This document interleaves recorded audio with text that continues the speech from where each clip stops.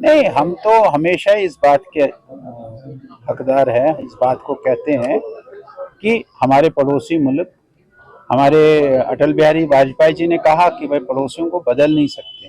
हम यही कहते हैं कि ये पड़ोसी मुल्क हमारा जब ये आतंकवाद को छोड़ देगा, अलगाववाद की एक्टिविटीज को छोड़ देगा, आतंकवाद की एक्टिविटीज को छोड़ देगा, टेररिज्म की एक्टिविटीज को छोड़ देगा, वहां चल रहे उनके कैंप बंद हो जाएंगे। यहाँ से जो आतंकवादी वहां गए हैं, जो वहां आज बड़े बड़े आतंकवादियों के हेड्स बने हैं, उनको जब तक ये हमारे हवाले नहीं करेगा, वहां आतंकवाद खत्म नहीं करेगा, यहाँ आतंकवाद को इस प्रकार का सिस्टम नहीं चलाएगा, तब तक मुझे नहीं लगता है, हमको ये लगता है कि तब तक बात करने का कोई सवाल ही नहीं पैदा उठता है।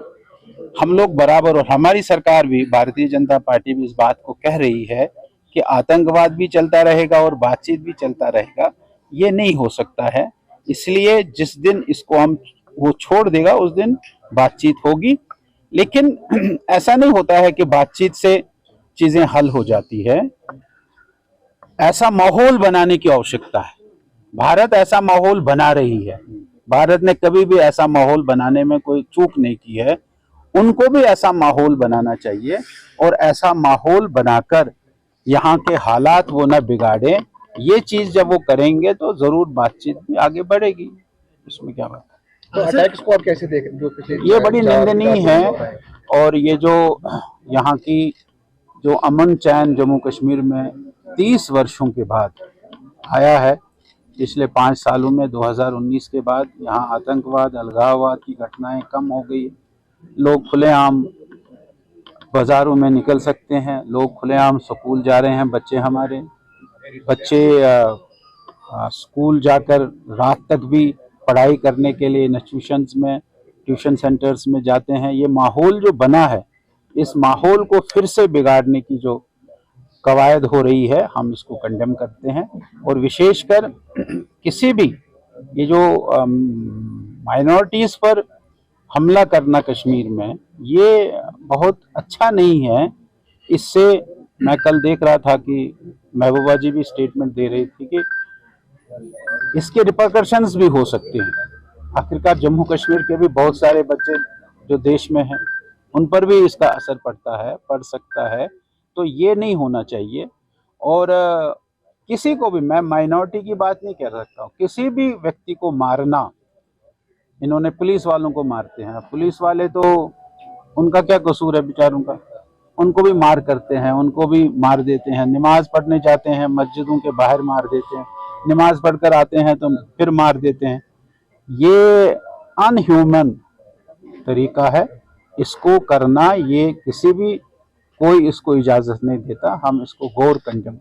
कौल साहब, नेशनल कॉन्फ्रेंस ने लगातार अपने कैंपेन्स में 370 की बात की, लेकिन आज की डेट में देखें तो रेस्टोरेशन ऑफ स्टेटहुड की बात चल रही है। और उमर अब्दुल्ला जो हैं वो अब दिल्ली गए हैं, मरकज गए हैं, कल होम मिनिस्टर से भी मिले और आज शायद प्राइम मिनिस्टर से भी मिलेंगे। किस तरह सिचुएशन को देखते हैं आप?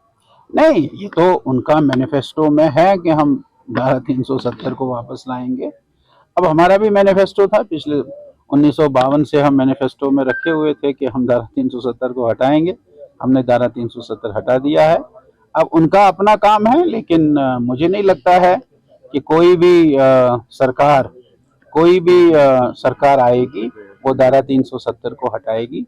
धारा 370 अब हटने वाले नहीं है। ये सोचना, मैं लगता हूं कि जम्मू कश्मीर के लोगों को, और विशेषकर कश्मीर को लोगों को छोड़ना चाहिए कि धारा 370 नहीं हटेगी। स्टेटहुड की बात है, और स्टेटहुड के लिए हमारे गृह मंत्री जी ने, प्रधानमंत्री जी ने कहा कि एट अप्रोप्रिएट टाइम हम स्टेटहुड यहाँ बहाल करेंगे। अब अप्रोप्रिएट टाइम तक का कोई मापदंड होगा, कोई मीटर होगा। उस मीटर के आधार पर जब अप्रोप्रिएट टाइम आएगा, आतंकवाद यहाँ समाप्त हो जाएंगे, आतंकवाद की गतिविधियां यहाँ समाप्त हो जाएंगी, तो जरूर स्टेटहुड हमको मिलेगा। तो उमर साहब के विजिट को कैसे देख रहे हैं आप? नहीं, अच्छा है। उमर साहब ने अपने मैनिफेस्टो के आधार पर, जो उसने मैनिफेस्टो में बताया था, उसके आधार पर उन्होंने पहली कैबिनेट मीटिंग में, अब कुछ नेताओं ने ये कहा कि भाई कैबिनेट में पास करने का क्या मतलब है, ये तो असेंबली में पास करना चाहिए।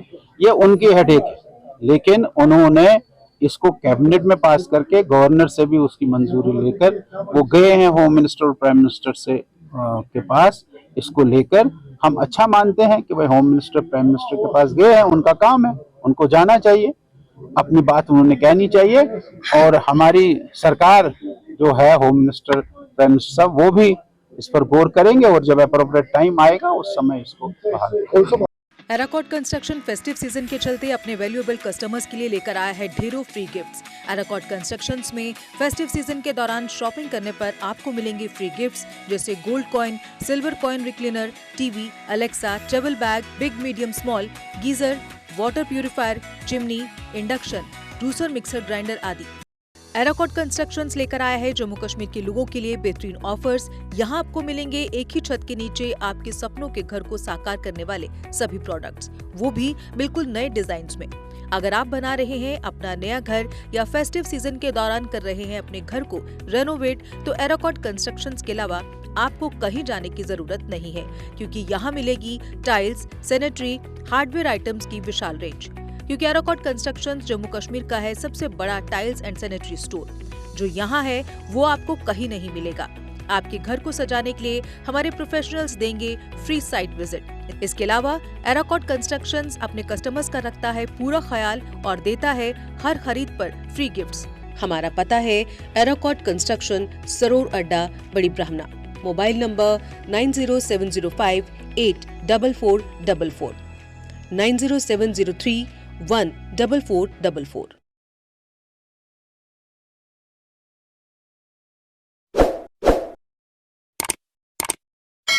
जम्मू कश्मीर की खबरों के लिए जुड़े रहिए JK अपडेट के साथ।